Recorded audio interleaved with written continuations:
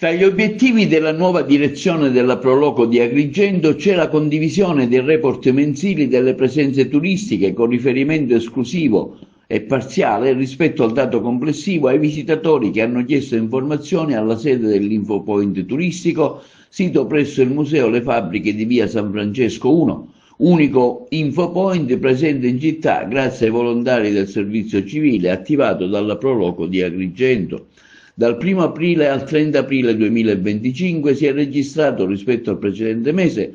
un incremento delle presenze in città pari al 60%, un dato in forte crescita, con i turisti provenienti soprattutto dalla Francia, Germania e dalla Spagna. Tra paesi europei l'Inghilterra segna il minor numero di visitatori, i turisti italiani risultano ancora come il numero più significativo di presenze. Tra i siti quali vengono richieste maggiori informazioni sono quelli della Valle dei Templi, del centro storico, di Punta Bianca, del Giardino della Colimpetra. Come afferma il presidente della Proloco di Agrigento, Beniamino Biondi, in provincia la Scala dei Turchi, il Teatro Andromeda e un crescente interesse per i comuni dell'entroterra, anche in riferimento ai percorsi naturalistici. Di contro, i turisti segnalano numerose criticità relative all'assenza di una corretta segnaletica stradale turistica, all'esigenza di implementazione dei mezzi pubblici e alla negligenza diffusa per la pulizia della città, conclude il neopresidente della Proloco Biondi.